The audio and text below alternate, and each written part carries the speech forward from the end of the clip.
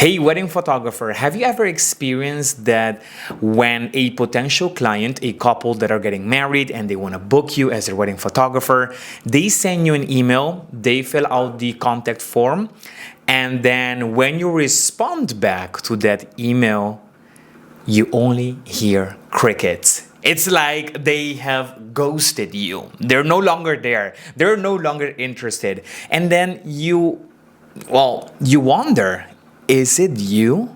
Is it your work? Are you really worth the price that you're asking? That is exactly what we are going to be talking about today. And here's the thing, I can start by saying that it's not you.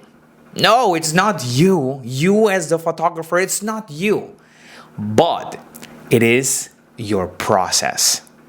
So it has nothing to do with the person behind the camera, aka you. It has everything to do with your business processes and how you handle inquiry emails and how you handle sales calls and how you handle your whole sales process. And today I wanted to share with you my exact strategy that I use to book 95% of all of my clients. Now, I have to tell you that at the beginning it wasn't easy for me because, well, you can hear my accent, right? English is not my first language. At the beginning, I remember I used to struggle so much that I had a script right next to me because in the beginning I was doing Facebook Live and Instagram Lives, and I thought it was really, really uncomfortable and awkward to be on camera. And the same thing when it comes to booking a client during a sales call. I felt so awkward. And I remember that I used to have scripts right next to me. Now, having scripts, there are their pros and there are their cons. The pro is that you have a structure. The con is like you're constantly looking and depending on that structure. So at the beginning, it might feel awkward to work with a script, but at least it gives you like a structure that you can depend on. So when you're nervous, when you forgot even your name, that structure can help you achieve exactly what you want, which is turning those leads into paying customers. All right? So during this podcast episode, I'm going to share my strategy with you. I'm also going to share email templates that I use during my process. And this is exactly the email templates that I share with the members of my program, the High and Click. This is my signature program for wedding photographers that wants to scale their business to 6 figures. And I believe this is the most important email. One of the email templates that we provide is the inquiry email response. And how do you respond to your potential client so that number 1, you build connection, number 2, you build trust, and number 3, you move them closer to making that sale. I'm also going to share with you email templates, but also sales call scripts. So this is how I started. Right now, I don't use script anymore. I actually know kind of like the whole script from heart, but it's almost like I have a structure in my head and I will follow that structure, but also being flexible with where the conversation goes. So today I'm going to share the email template that you need to respond to an inquiry email, and number 2, a sales call script that is going to help you turn those potential leads into paying customers. And in order to do that, I'm going to invite you to go to stevendecuba.com/script. And here you're going to receive the email template and the sales call script totally for free so that we can use it during this podcast episode. So I'm going to invite you to do that right now. Pause this episode and go download it. Make sure you've received it via email. And then we're going to use this resource to continue with this podcast episode. All right. So stevendecuba.com/script, or you can find it in the description below. Go ahead, download that right now, and let's get this party started. All right, let's start with the 3 big email mistakes that most wedding photographers make and what to do instead. Here's the thing. I believe that first impression is really, really, really important, especially as a wedding photographer documenting one of the biggest and most important day of someone's life. First impression is really, really important. You can break it or you can make it. So it's really, really crucial. Now, one big mistake that I see a lot of wedding photographers make is that they have a weak first impression. So think about, how do you market yourself as a photographer on social media?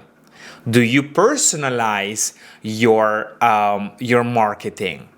Is it like only portfolio based? In other words, if I go to your Instagram account, will I see your face or will I see only your work?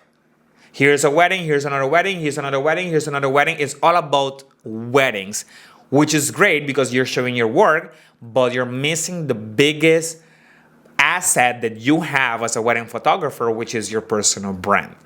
So what is the first impression that someone will get when they arrive at your Instagram account or your Facebook page or your website? From there, is it really clear and concise how and what is the next step? So how do let's pretend I'm getting married, I go to your Instagram account or your website or your Facebook. Is it clear? How can I reach out to you to see how we can work together? Is it clear? Is it concise? Is it easy to follow? Once I do that, let's say, for example, I go to your website, I fill out an inquiry form. How long does it take for you to answer that email?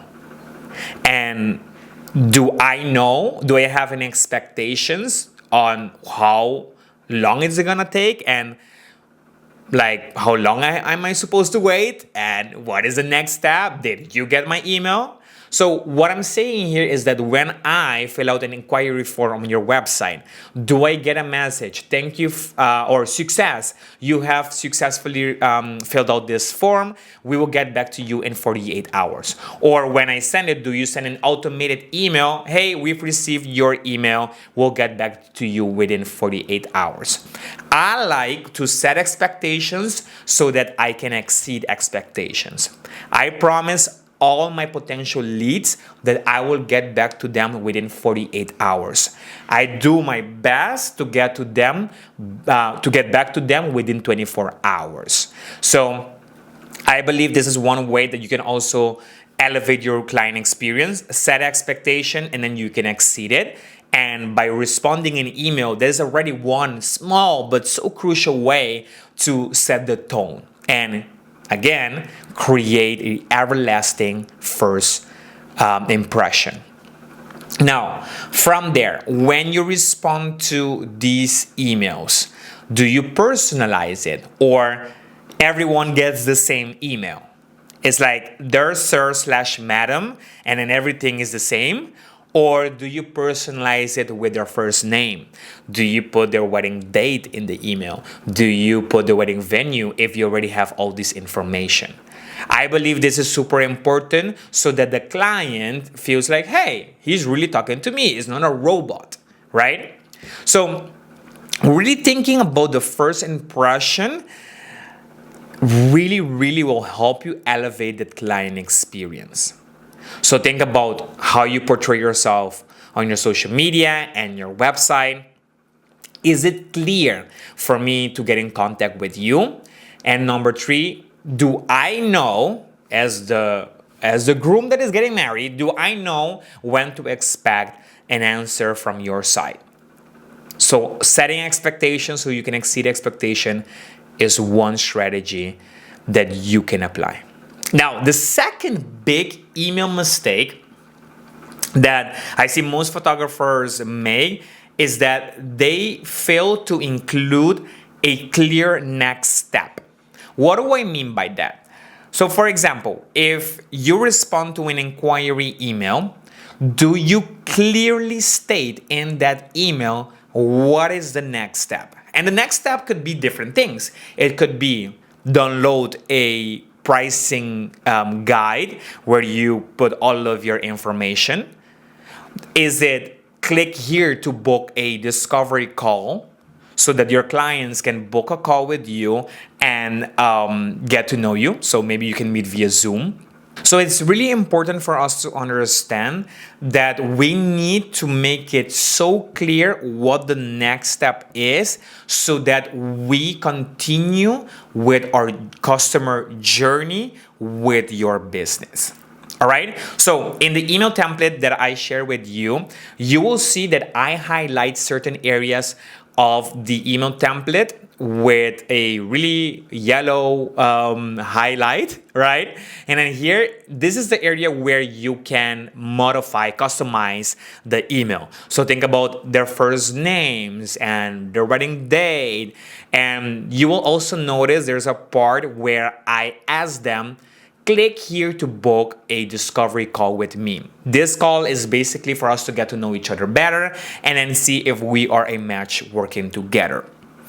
So in the email template, I give you prompts and ideas on how to encourage your clients to take that next step. And then the third big email mistake that most photographers make is they are being too transactional rather than relational. So what do I mean by that?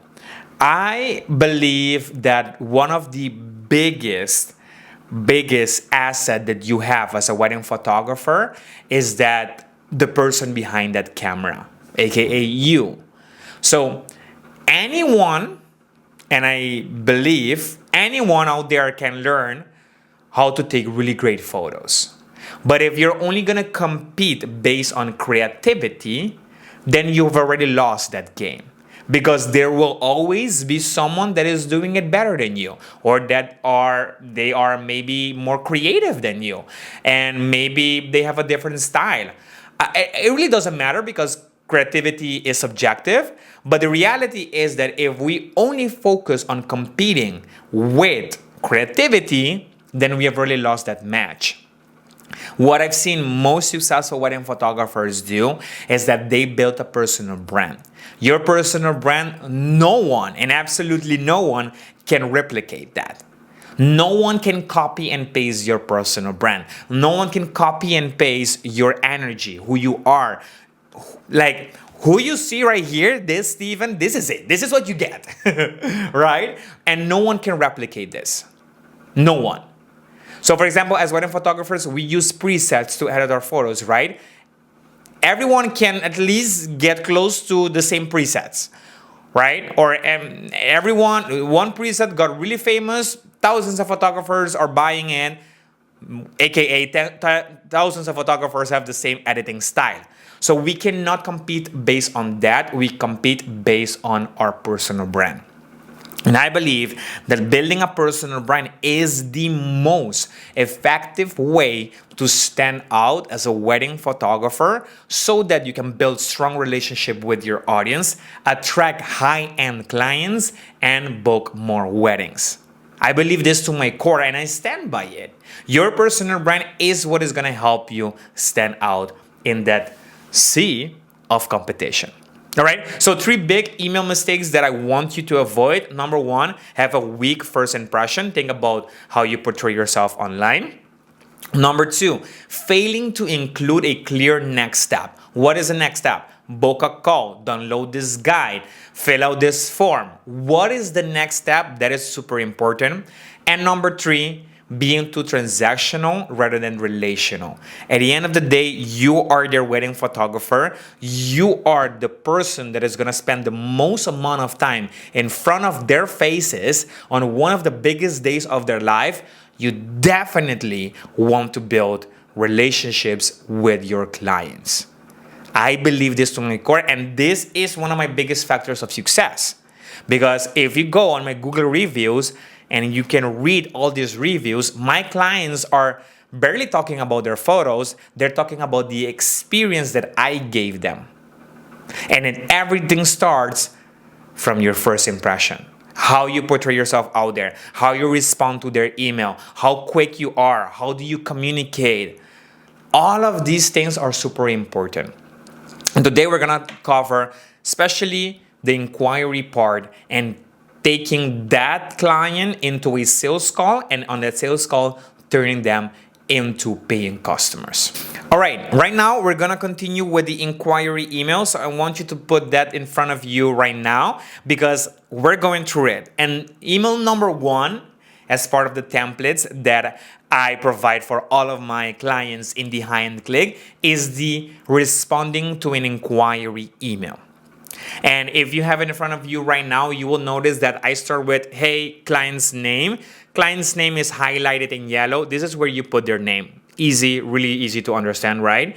So from there, we talk about really thanking them for considering having you as their wedding photographer. So you can say something around, thank you so much for reaching out to me regarding your photography needs. I truly appreciate the time you've taken to consider my services for your special day. I like to put different things in there. So sometimes I say, hey Anna, hey Bob, thank you so much for reaching out. I hope all is well and life is sweet. Thank you so much for reaching out to me. So for me, I want it to feel really inviting, and they already can feel a little bit of my personality in my emails. From there, we continue with something positive. If you are available on their wedding date, that is how I will continue the conversation. Great news. Your wedding date is still available for you in my calendar right now. That's all I say. Great news. The 22nd of August 2028 is now available and you can book it right now. It's like we start on a positive note. And then we talk about more about what they're really interested in. For example, I'm dying to hear more. Let's schedule a time to meet over a video call where we can all connect in person so we can make sure we're all a best fit. Feel free to bring your questions. Here's a scheduling link where you can pick a day and time that works on your end. Link. So in that spot for the link, I will put I use Calendly. Calendly is a software that you can use that will match your calendar. So I can create different spots for meetings, and then it will automatically update based on my availability in my calendar. So for my clients, this is really easy and it avoids going back and forth. Are you available this Saturday? No. How about this Monday? How about 4 p.m.? We avoid all of that. I use Calendly. They go there and they will find my whole schedule, my whole calendar, and then they can book their time slots. Super, super easy, super effective. It saves so much time. So that is what I will put here. Now, in the email template, you will notice that there's a highlighted section where I talk about where you can put your pricing. Now, this depends. In my case, I have different prices depending who I'm working with. That's how it works in Aruba. So for example, if you book me via a wedding planner, my pricing is different if you book me directly. So there's a slight change, but it's important to communicate the right pricing, right? So what I want to avoid is that they see one pricing, for example, that they got from the wedding planner, and they will see a different pricing to what they received from me via email. So it's really, really important for us to communicate the same pricing. In this case, for example, maybe I won't add my pricing to the email. I'm gonna just tell them, hey, or let me take that back. If I'm working, if I already got the information where they're getting married, so the wedding venue, and if they're working with a wedding planner or like a resort, I can already see, okay, maybe I should send this pricing instead of this other pricing. So if I know that information, I will add my pricing in the email. If I don't know it yet, then I won't add my pricing. If I cannot share my pricing with my clients, then what I would say is my collection starts at X number. So at least it gives them like an indication of what is your starting price, so that they at least have an idea of how much money they will be potentially spending when it comes to working with you. Below that, I will also include a quick disclaimer. And the reason for this quick disclaimer is that you want to add some scarcity and some urgency to the email. So my quick disclaimer says, I cannot hold your day until a contract is signed and booking payment is made. I book dates as they come, so to avoid letting you down, let's schedule that call and get started as soon as possible. So I can promise you that date and those dreamy photographs. In other words, I'm telling them, hey, you have priority right now for this wedding date, but if 30 minutes from now, if tomorrow, and if next week, there's someone and they reach out for that same wedding date, if you haven't signed a contract and if you haven't paid the retainer fee, the date is not yours yet. Someone else can take that date. So it creates a sense of urgency and scarcity, and it moves them to let's book that call. All right? So that's the goal. I want them to book that call as soon as possible. And then from there, I just end the email with thank you again for considering me as your wedding photographer. I look forward to hearing back from you and hopefully being part of your special day. Warm regards, Steven de Cuba. That's the email. So what is important here about this email? Number one, we of course personalize that email with their first name at the beginning, but also letting them know, hey, I'm available on your wedding date. Number two, we share our pricing before the sales call so that we make sure that they see our pricing way before we get on a sales call and we spend some 30 to 45 minutes together, and at the end of the day, they're like, oh, we cannot afford you. So we avoid those conversations by showing them the pricing first. If they see the pricing and they still want to book the call, that's great news. If they see the pricing, they're like, I don't know if I can afford this. Also great news, because then you didn't spend or you didn't waste time on a sales call with someone that wasn't a client to begin with. All right? So that is what we focus on. And of course, we also add some scarcity and urgency with a quick disclaimer to move them to, hey, let's book that call, let's get to know each other better and see if we are a match to working together. All right? So that's the email. Now, from here, this leads us to the sales call. So we send this email, right? Hopefully, finger crossed, they respond, right? If they don't respond, I like to follow up a maximum of 3 times. So I wait a couple of days, 7 days max, and I follow up again. And then I wait another week and I follow up. And then I wait another week and follow up. If after 3 tries they didn't respond, then I'm like, I'm moving on with my life. But definitely you need to follow up. Perhaps they missed the email, they read it and they forgot to schedule a call, they were busy, whatever the reason, it's always great to follow up. Now, let's pretend that they have scheduled a sales call with you. Before you go on that sales call, there's a couple of things that I want you to take into consideration just to make sure that you are set for success. Number one, why does sales call really matter? I believe that sales calls is one of the most effective way to turn a potential client into paying customer, especially high ticket offers. In this case, as a wedding photographer, we can charge good money for our services, so it's a high ticket offer. And then speaking to someone face to face and feeling your energy and creating that opportunity to talk with each other really helps with making that sale. So when it comes to sales calls, you can already start building a relationship with your potential client. You can answer any questions that they might have right in that moment, but also you can also show them a full day gallery, wedding gallery. So for example, on my website, I have highlights of a wedding day. In my portfolio page, I have highlights of different weddings. But when you go on a sales call with me, I will show you a complete gallery so that you have an idea what it will look like for me to photograph your wedding. So this is really important. This is something that I really focus on during a sales call. And what I've noticed is that a lot of my clients love this because it also gives them more inspiration on how to plan their wedding. I give them tips. I ask them questions. Do you want to do a first look, or do you want to do a traditional wedding reveal?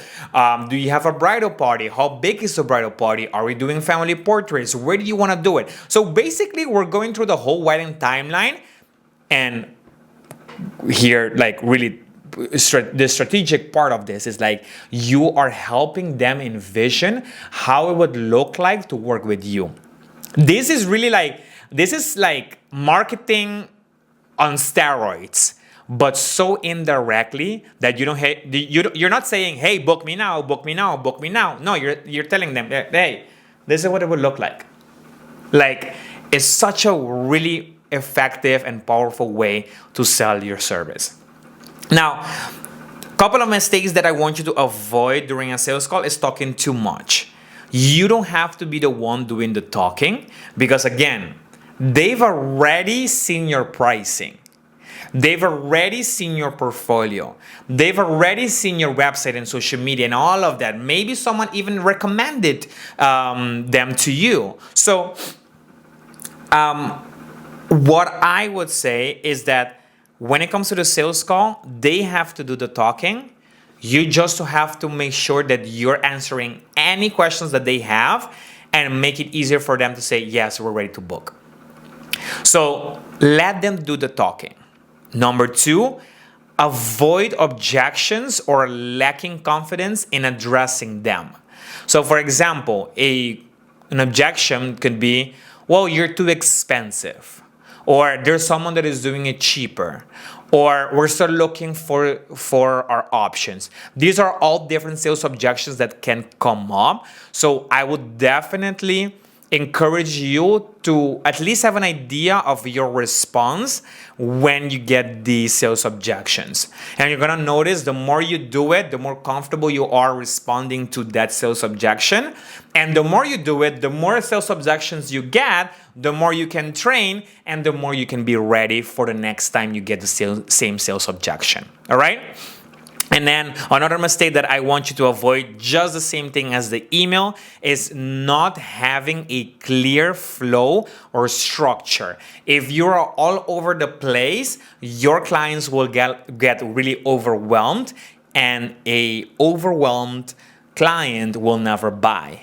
So you want them to feel comfortable with you. You want them to feel confident about their decision, and you also want to dismantle any objection that is stopping them from making that decision to work with you. All right. So right now we're going to go to the sales call script that you have downloaded, and I'm going to go through the different areas of this sales call script and how I'm thinking about it, so that you can also understand the thinking behind it and why am I doing this. And then if you want to say the same thing that I'm saying right here, good for you. But if you want to make it your own, I think that's even better. I think what is important here is for you to understand the concept, the idea behind the sales call structure, and then from there you'll make it your own. All right? So before we get started, there's one thing that I really like to do, and we talked about this already, which is sending my pricing before the sales call. In other words, I want them to know how much it would cost them, how much they will be investing to work with me before the sales call, so that we avoid wasting time on a sales call that won't even convert into being a paying customer. So we want to avoid that. So sharing your pricing is really, really important. Now, how I like to start all of my sales call is by breaking the ice. I like, number 1, to start with getting to know my clients better. Hey, tell me a little bit more about the two of you. How did you guys meet? Where did you meet? Tell me a little bit more about your engagement. Where did it happen? I asked her fiance or his fiance, did you have any idea that he was going to propose or that she was going to propose?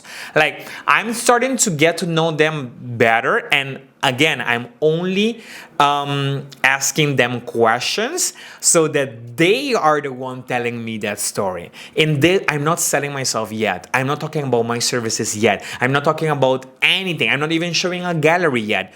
Literally, the first few minutes is all about breaking the ice, getting to know them better, and already start hearing different things that I can use during my sales process. So for example, do they have kids already? Is this their first marriage?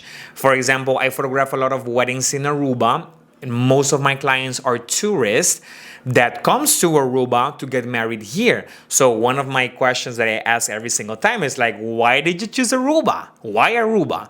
So these are different questions that you can already start incorporating throughout your process that is going to give them an opportunity to talk. Let them talk. And then, so I start with getting to know them. How did they meet each other?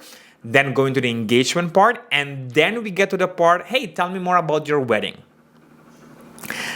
What are you envisioning? What do you have already done? Like, do you have invitations already? Do you have your dress? What about the flowers? What are our color scheme? Like things like that. I just wanted to hear how they talk about their own wedding. And then from there, I will give them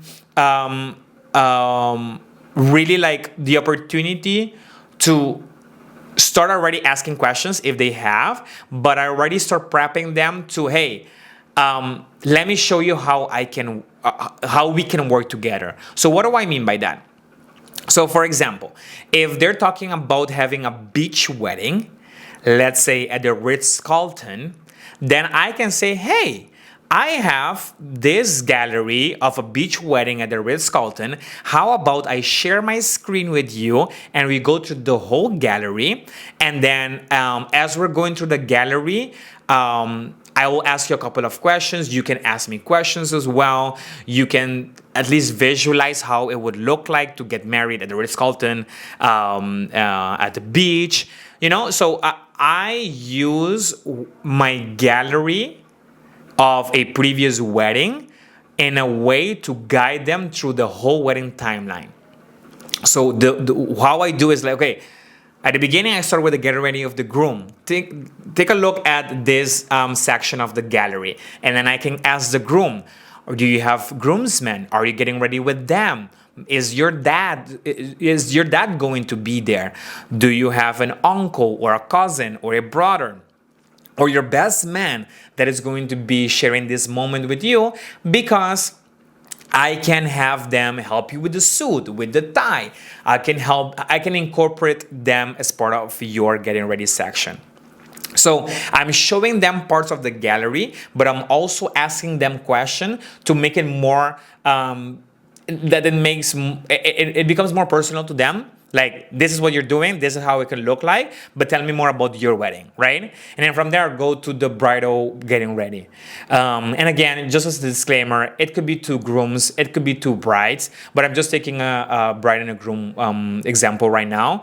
I continue with the bride getting ready. I ask the bride, is your mom gonna be there? Is grandma also there? Do you have sisters? Are you gonna do a first look with your dad when you get into your dress? So I'm again showing them a gallery, but also asking them questions so I can get more information about the wedding. What am I really doing here? I'm giving them an opportunity to visualize their own wedding. I'm asking them questions that is gonna make them wedding unique to them. That's what I'm doing. And then from there, I go, do you want to do a first look, or do we go immediately to the ceremony and then we see each other for the first time as you're walking down the aisle? I let them make that decision. I give some insights. I ask them for permission to give them some insights, and I let them make a decision, whether it's on the call or later on. They don't have to make any decisions right there when it comes to the timeline. And I give them the opportunity to start thinking about these things. Again, they're visualizing their wedding. And this is also helping me position myself as an authority, as a professional, as someone that knows exactly what I'm doing. And I'm showing them based on social proof as well. From there we continue with the cocktail hour, with the ceremony, with the photos, family formals, things like that. All right. So the idea is that, again, as we're going through the sales call scripts, we start with establishing connection. We listen and understand where they're coming from, and we engage with open-ended questions so that they can talk more about their wedding. From there, we showcase our portfolio based on, well, maybe a wedding that really matches with their vibe, or the same venue, or the same wedding planner, right? We use these examples that is closer to their wedding. And then from there, we address any concerns that might show up. Throughout the gallery, there are many concerns that might show up. Oh, for example, we're thinking about a first look, but we don't know where to do it because we don't want our guests to see us before the ceremony. That's a concern that I can address. Oh, we don't we don't want to do a first look, but we also don't want to waste a lot of time taking photos during our cocktail hour. How do we do that? Oh, we have a bridal party of 10 people each side. So how do we go about that? Right? So these are different questions that can come up, and then as a professional, you can answer these questions. But the goal that I focus on is that let them live a complete wedding gallery. And then when I'm done showing them the complete gallery, then I ask them one question. Do you have any questions for me? And I go silent. That's it. I go completely silent. Do you have any questions for me? So I like to say, do you have any questions for me regarding the gallery? If that's a no, then I can ask, do you have any questions regarding my different packages or collections that I offer? Do you want to talk about this? It's almost like I'm asking them for permission to talk about my pricing. But again, at this point, they've already seen my pricing. They've already received a bunch of information, and they've seen a complete gallery. And then to this point, I'm like, okay, if you don't have any more questions, the next step would be for you to choose a package, a collection, for me to create a wedding contract for you, and for you to pay the retainer fee. These are the three things that needs to happen. And in order for these three things to happen, you need to choose a collection, a package. And then we can talk about pricing and the different packages. So what I do is I always say, hey, did you have the time to take a look at my pricing? If yes, good. Do you have any questions? If no, if they say no, then I say, cool. Do you want me to open the link right here? And then I share screen with you, and then we can go to different packages, and I can answer any questions that you have. Right now, we're really in the sales process. We're like in the middle of the hurricane, right? So this is where I want you to stay as calm as possible. You're not trying to convince them. You're not trying to play mind games on them to book them. No, you're literally serving them. Do you have any questions? And then for the most part, I have to say, at this point, most of my couples already know what they want, because they've already stalked me, they've read my blogs, they've read my emails, they got the information about my pricing. So they have all the information that they need to make a decision. Right in that moment, I just give them an opportunity to ask any questions. And if they don't have any questions, and then I ask, so which package are you interested in? And then let them answer that. Let's say if they are doubting between two different packages, I give them the opportunity to ask any questions. Or let's talk about these two things. What are you doubting? What do you think is missing? Or what do you like about the one and you don't like about the other? Or where are we right now? And I give them an opportunity to ask those questions.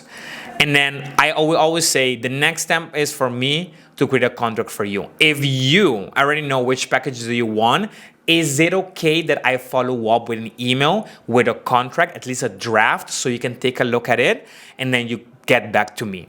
I ask them for permission and they say, yes, good. So the next step would be I am going to be sending you an email with a contract and then a link to pay the retainer fee so you can lock in the date. From there, you sign the contract, I sign the contract, and we're ready to go. That's it. So really, I let them know what is the next step. What we already talk about the gallery. I've shown you my photos. We talk about everything. The next step is make a decision. And then let's pretend they already chose their package. I will follow up with an email, and that's it. That's how I end the process. And then once they sign the contract and they pay the retainer fee, then I send them another email. And this email, I like to make it really fun. I have actually a GIF of me dancing. It's like, hey, guess what? I'm your wedding photographer. I'm super, super excited to be your wedding photographer. Here are a couple of links of different articles or guides that you can download that is going to help you plan your wedding. I'm more than happy to help you plan this beautiful day. If there's anything you need from my side, please feel free to reach out. And that's my confirmation email that, hey, I'm your wedding photographer. And that's it. That's it. That is really, really, really it when it comes to going on a sales call. Now, let's talk about the confidence. Confidence during a sales call is built in the doing, just like riding a bike. When you first got on that bike, the first time, you were really awkward on the bike, and perhaps you fell down many, many more times that you actually want to admit. But what made you better is the falling down, getting back up, and then do it again. Is the making mistakes, learning from those mistakes, and then do it again, and again, and again, and again, until you get better. Same thing with having a business, being a business owner, and also hosting sales call. At the beginning, it's gonna feel awkward. It's gonna feel horrible. By the end of the sales call, you're gonna be, thank God that is over. But the more you do it, the better you become. All right? So again, if you haven't downloaded the guide yet, the email template and the sales call script, I will invite you to go to stevendecuba.com/script, and then you can download it right now. Now let's talk about sales objection. How do you handle a sales objection when someone says, for example, you're too expensive? Let's talk about this. I believe that when someone says you're too expensive, that is subjective because they're comparing your prices with someone else. So you can ask, when you say I'm too expensive, what are you comparing my services to? Is it that you have another photographer that maybe is charging less? If that's the case, I totally understand. This is what I say. I say this every time it works. I say, while I would love to match your budget, it would be really disrespectful for my other clients that are paying my full price. So unfortunately, I cannot give any more discounts or any discounts at all. But I do also understand that wedding is all about budgeting. So if anything changes in your budget, I totally, I'm here for it. It's like we can work together, and I'm super excited to do that. But if we're not a match, I totally understand that as well. I am more than happy to send you any other recommendations. But what I do want you to know is that for me, it's not really only about the photos. For me, it's not only about the money because I'm not doing it for the money. For me, it's really the connection that we're building together and the confidence that you have with booking me as your wedding photographer. Really, I'm focusing more on the value of hiring me as your wedding photographer versus going with someone else. All right. Now, let's say if they're saying we're still deciding, we're not ready yet to sign a contract, tell them no worries. What I like to say is like right now you have priority on this wedding date. If by any chance there's someone else in an hour from now that reaches out and they also want this wedding date, I won't book them, but I will give you, since you have priority right now, I will give you only 24 hours to make a decision. All right? So at least you know that. Take the time that you need. But if someone else comes and they're interested in the same wedding date, I will let you know. Right? So I'm not pushing them. I'm not telling them, hey, make a decision right now. I'm really letting them know, hey, this is how it looked like. And really from a place of confidence, like, yeah, I know I can book this date, whether it's with you or with someone else. Of course, I won't say that, but the way I'm saying, hey, you have priority right now, but if someone else has come, you won't have a deadline. It's also come from a place of confidence that, hey, I know what I'm offering, right? So that is how I handle sales objection. Sales objection is not a no. When someone tells you, no, I'm not interested, that's a no. When someone says, you're too expensive, or I don't know if I should book you right now, or these are not no's. These are just sales objections. So it takes time and a skill and confidence and experience for you to handle these sales objections and turn those people into paying customers. And these are different topics that we cover in the High and Click, my signature course for wedding photographers. So definitely, if you're interested in learning more, you can go to stevendecuba.com/high-end, and then you can find more information about the program. All right. Now let's recap. Let's recap this podcast episode. So we started by saying most wedding photographers are getting ghosted, whether it's about the pricing, whether it's like based on their processes, whether it's their communication style. There are different factors that come into play. But in reality, what I've seen is that there's a lot of wedding photographers that are struggling with getting ghosted. And I believe primarily has to do with your process. So we need to start first with this email, how we respond via email, right? So I give you an email template, stevendecuba.com/script.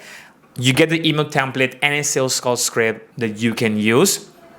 We talked about personalizing your inquiry emails. Like, don't say there's sir and madam. Like, really call them by their name. Add their wedding date in there. Add their wedding venue, or maybe even include blog posts of that of a wedding that you photograph at that venue. So really make it personal to them. Now, I also want you to be really clear and concise when it comes to what is the next step.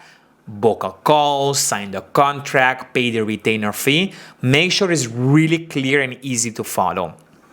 And lastly, we have covered the whole proven sales script process structure that you can use to turn a potential client into paying customer during a sales call. All right? So again, I want you to understand that this is a skill. It's a skill that we build. So you don't feel the pressure that you need to have it all right in one go. No, you don't have to.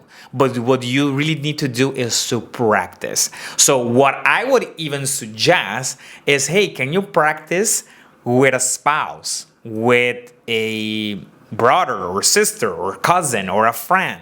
Can you practice a sales call with someone that you know, so that you already feel like, hey, I'm not there yet, but at least I didn't think about that question. Oh, this is how I can say this. Oh, this is how I can minimize the amount of questions that they have. So really start practicing with someone that you know to make that process easier for you. All right, that's it for today. I wish you all the best as you go through this training. And again, stevendecuba.com/script. That is where you need to be to download this guide.